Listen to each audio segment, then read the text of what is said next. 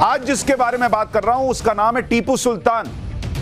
टीपू सुल्तान के बारे में जो हुआ आपको सुनना चाहिए। टीपू सुल्तान 18वीं सदी में कर्नाटक के मैसूर राज्य का शासक था। बहुत सारे लोगों ने नहीं देखा होगा, हम लोग जब बचपन थे टीपू सुल्तान सीरियल आता था। इतिहास की किताबों में टीपू सुल्तान को शेरे मैसूर बताया गया। टीपू सुल्तान और उसके पिता हैदर अली ने अंग्रेजों को कई युद्धों में हराया था। यह हमें बताया गया, हमें सीरियल में दिखाया गया कि देखो ये अंग्रेजों से लड़ रहे थे, अंग्रेजों को हरा रहे थे, तुम्हारे हीरो। आज जरा हीरो के पन्ने मैं दिखाता हूं। अंग्रेजों के साथ चौथे युद्ध में टीपू सुल्तान लड़ाई में मारा गया। टीपू सुल्तान की तलवार बहुत मशहूर हुई थी, जो वुड्स स्टील से बनी हुई थी और जिससे वो दुश्मन के लौह कवच को भी आसानी से चीर देता था, यह बताया गया। लेकिन मैं पूछना चाहता हूं कि टीपू सुल्तान के बारे में किताबों में कई ऐसी बातें हैं जो हमने रिसर्च की और हमें मिली, जो मैं अभी आपको आगे बताऊंगा, वो क्यों नहीं बताई गई। मैं आपको बताना चाहता हूं टीपू सुल्तान की तलवार के बारे में किताबों में बताया गया, टीवी सीरियल तक बना। यह बताया जाता है कि टीपू सुल्तान की तलवार के हैंडल पर कुरान की आयतें भी लिखी हुई थी। लेकिन यह नहीं बताया जाता कि टीपू सुल्तान के तलवार के हैंडल पर जो लिखा था उसका मतलब क्या है। मैं आपको तस्वीर दिखाता हूं। यह टीपू सुल्तान के तलवार की जो तस्वीर है वो यहां डालिए। टीपू सुल्तान की यह तलवार है और इसका जो हैंडल है, अगर आप देखेंगे, ये हैंडल, इसको जरा पॉज कीजिए एक सेकंड। ये आप जो देख रहे हैं, इस हैंडल पर ये आयत लिखी हुई है या कुछ लिखा हुआ है। इसको जरा जूम करके दिखाइए। टीपू सुल्तान की तलवार के हैंडल पर जो लिखा था उसका मतलब हमें नहीं बताया गया। जबरदस्त तलवार थी, कवच तोड़कर घुस जाती थी, यह बताया। लेकिन हैंडल पर क्या लिखा था आपको पता है? हैंडल पर लिखा था, मेरी विजयी तलवार काफिरों के विनाश के लिए चमक रही है। इस देश के अंदर जिस आदमी को हीरो बता रहे हैं, उसका यह हिस्सा क्यों नहीं बताया कि वो तलवार पर लिखता था कि काफिरों के विनाश से चमक रही है तलवार? यह क्यों नहीं बताया? इतिहास की किताबों में टीपू सुल्तान को महान और बहादुर बताया गया, पर यह क्यों नहीं बताया गया कि वो दक्षिण भारत का औरंगजेब था? इतिहास के पन्ने कहते हैं कि वो दक्षिण भारत का औरंगजेब था। टीपू सुल्तान के बारे में दावा किया जाता है कि उसने अपने राज में हजारों महिला, पुरुष, बच्चों का कत्लेआम किया।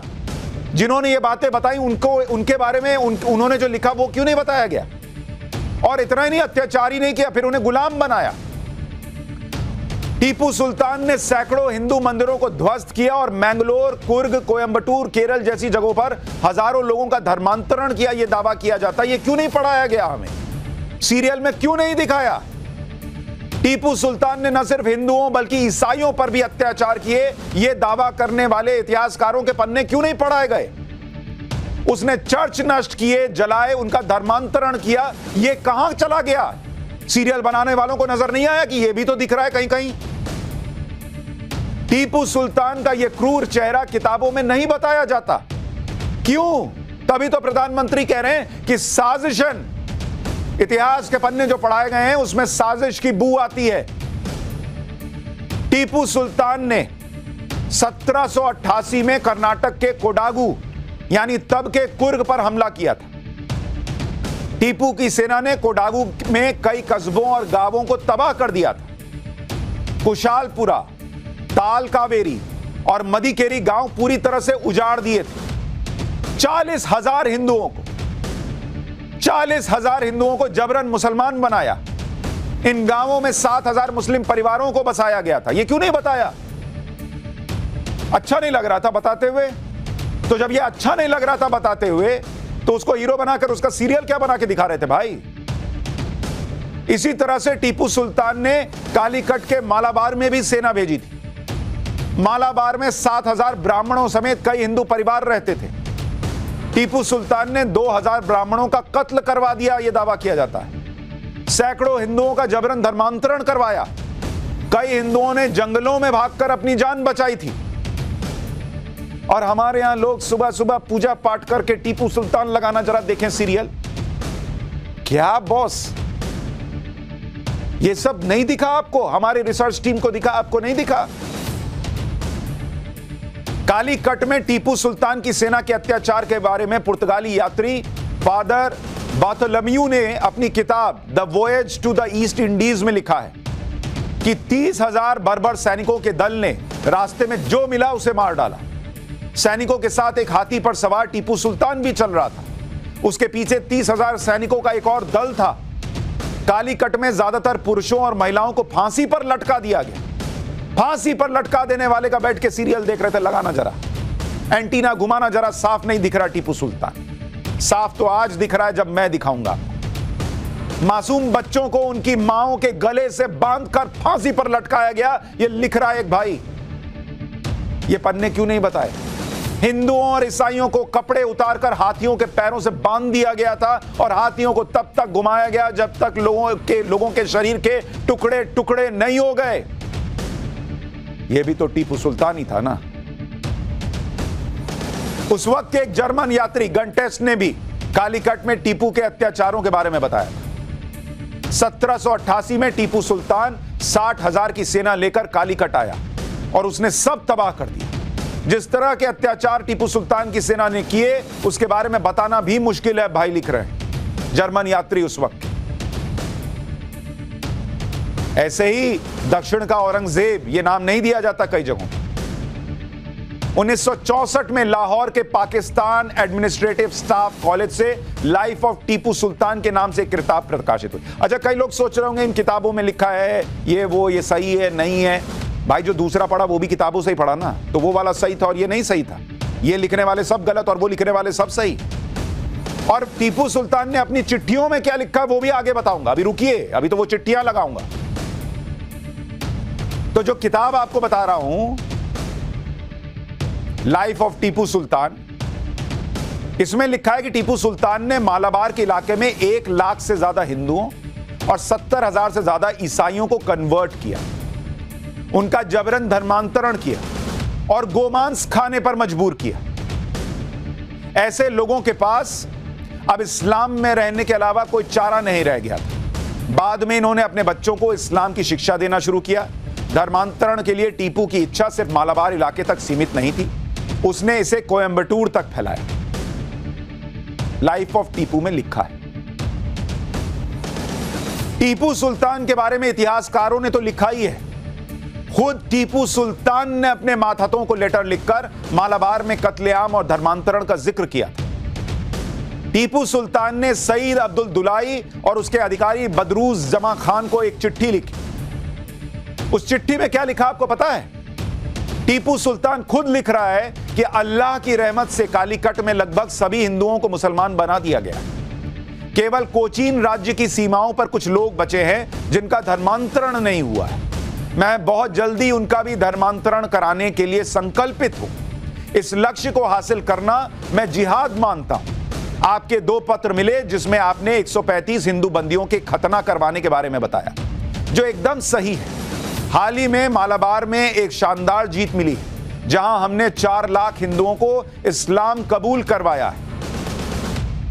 यह टीपू सुल्तान लिख रहा है और उसको बैठकर हीरो की तरह हम टीवी सीरियल में देखते हैं, किताबों में पढ़ते हैं। मैं कहता हूं हीरो है नहीं, ये भी लिखो ना भाई, ये भी दिखाओ ना भाई, और पब्लिक को तय करने दो कि ये भी लिखा मिलता है। अब बताओ हीरो है कि विलन है? जिसको हीरो बनाना होगा वो बनाएगा, जिसको विलन बनाना होगा नहीं बनाएगा, या बनाएगा। अपने हिसाब से तय तो करने दो। ये क्यों काट छाट दिया भाई? टीपू सुल्तान ने हिंदू मंदिरों को भी निशाना बनाया, जैसा कि उत्तर भारत में औरंगजेब ने किया था। ब्रिटिश राज में मालाबार के कलेक्टर रहे विलियम लोगन ने 1887 में मालाबार मैनुअल नाम की किताब में उन मंदिरों की लिस्ट दी जिसे केरल में टीपू सुल्तान ने नष्ट किया। ब्रिटिश इतिहासकार बेंजामिन लेविस राइस के मैसूर गैजेटियर में बताया गया कि जब टीपू सुल्तान की मौत हुई तो इतने बड़े साम्राज्य में सिर्फ 2 हिंदू मंदिर थे जहां नियमित पूजा होती थी। ब्रिटिश काल के अफसरों और कई इतिहासकारों के मुताबिक टीपू सुल्तान ने करीब 8,000 मंदिरों को तोड़ा था। यह दावा किया जाता है 8,000 मंदिरों के तोड़े जाने का दावा। इतिहासकार रवि वर्मा के मुताबिक टीपू सुल्तान ने जिन मंदिरों को तोड़ा उसका जिक्र मालाबार गजेटियर में है। इनमें प्रमुख मंदिरों में तिरुनाव्या मंदिर जो पूरे भारत में ऋग्वेद की पढ़ाई का केंद्र था, उसको तोड़ दिया गया, यह कहा गया। नरसिम्हा मूर्ति मंदिर जिसे 4000 साल पुराना बताते हैं, उसके तोड़े जाने की बात। कोझिकोड का ताली महादेव मंदिर, कोझिकोड का तिरुवन्नूर शिवा मंदिर जैसे सैकड़ों मंदिर शामिल हैं। हालांकि कई इतिहासकारों और टीपू सुल्तान के समर्थकों का मानना है कि टीपू सुल्तान हिंदू विरोधी नहीं था। उसने तो मंदिरों को दान दिया था और मंदिरों का सुरक्षा करता था। जैसे जो आपको बताया गया, उसका रिवीजन कराता हूं। आपको बताया गया कि टीपू सुल्तान ने कर्नाटक के श्रृंगेरी मठ को मराठों के आक्रमण से बचाया था। श्रृंगेरी मठ के जीर्णोद्धार के लिए टीपू सुल्तान ने दान भी दिया था। टीपू सुल्तान ने अपनी राजधानी श्रीरंगपट्टनम के श्रीरंगनाथ मंदिर को भी चांदी का पात्र दान किया था। इसके अलावा नंजनगुड़ा में स्थापित नंजुंडेश्वरा मंदिर में मूर्ति स्थापित करवाई। लेकिन कई इतिहासकारों का मानना यह भी है कि टीपू सुल्तान ने कुछ मंदिरों के साथ जो दरियादिली दिखाई, वो उसकी रणनीति का हिस्सा था, क्योंकि टीपू सुल्तान अंग्रेजों के साथ तीसरे युद्ध में बहुत कमजोर पड़ गया था। उसके सामने मराठा निजाम और अंग्रेजों की चुनौती थी।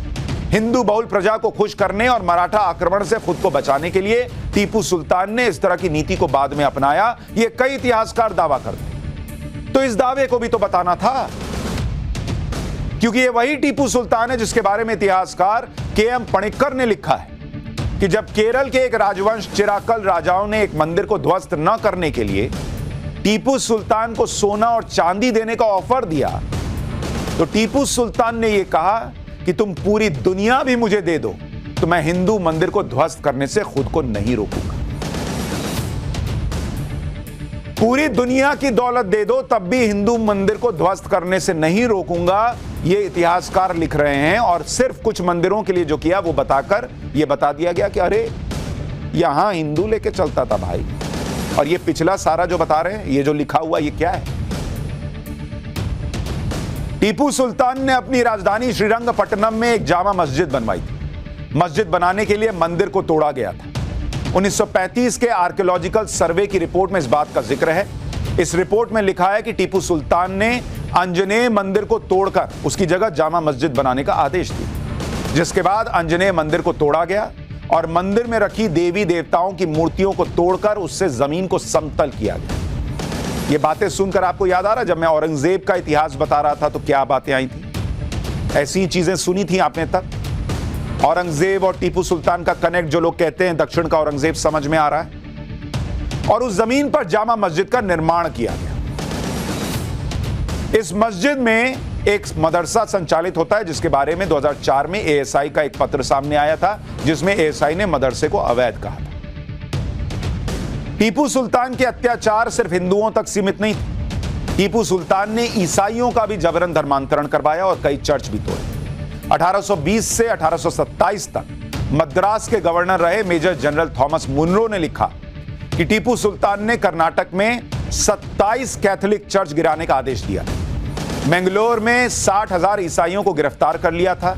इन सभी को मैंगलोर से श्रीरंगपट्टनम ले जाया गया। इस दौरान 20,000 ईसाइयों की मौत हो गई। 30,000 ईसाइयों को जबरन धर्मांतरण से मुस्लिम बनाया था और सैकड़ों की हत्या की थी। श्रीरंगपट्टनम में ईसाई महिलाओं की शादी जबरन मुसलमानों से करवाई गई। इस दौरान जो भी विरोध करता था उसके नाक, कान और होठ काट दिए जाते थे। अगर कोई भागते हुए पकड़ा जाता था तो टीपू के आदेश पर उसके पैर, एक हाथ, नाक और कान को काट दिया जाता था। 1799 में चौथे एंग्लो मैसूर युद्ध में टीपू सुल्तान की मौत के बाद कर्नल विलियम किर्कपैट्रिक को फारसी में टीपू की हैंडराइटिंग में लिखे 2000 से ज्यादा लेटर मिले थे। इन चिट्ठियों में टीपू ने हिंदुओं को काफिर के तौर पर बताया था और अंग्रेजों को ईसाई बताया, जिसके सफाए और फिर धर्मांतरण की जरूरत टीपू ने बताई, जिससे भारत में इस्लामिक राज को स्थापित किया गया। 1782 में राज संभालते ही टीपू ने सबसे पहला काम किया था कि उसने शहरों और कस्बों का हिंदू नाम बदलकर इस्लामिक नाम रखना शुरू किया। जैसे मैसूर को नजरबाद किया, मैंगलोर को जलालाबाद किया, कोझिकोड को इस्लामाबाद का नाम दे दिया। टीपू ने सरकारी कामकाज की भाषा कन्नड़ और मराठी से फारसी कर दी। टीपू सुल्तान ने इस्लामिक नियमों के हिसाब से कैलेंडर बनाए। वजन और दूरी मापने के पैमाने भी इस्लामिक आधार पर कर दिए गए थे। लेखक M.H. गोपाल ने अपनी किताब Tipu Sultan's Mysore and economic study में लिखा है कि टीपू ने सेना और प्रशासन के अहम पदों पर ज्यादातर मुसलमानों को रखा। मुसलमानों को टैक्स नहीं देना पड़ता था, इस्लाम धर्म अपनाने वालों को टैक्स देने से छूट मिल जाती थी। क्यों नहीं बताया यह सब? इस देश के लाखों करोड़ों हिंदू आराम से उठकर सुबह पूजा पाठ करके इस आदमी का सीरियल देखते हैं। कितने लोग इसकी किताबें पढ़ते हैं, इस किताबों में इसके बारे में पढ़ते हैं। मैं सिर्फ इतना पूछना चाहता हूं कि अगर इस देश में हिस्ट्री सही ढंग से लिखी गई है तो ये बातें जो लिखी गई हैं, जिन इतिहासकारों ने लिखी हैं, टीपू सुल्तान की चिट्ठियों का जो जिक्र है वो कहां चला गया?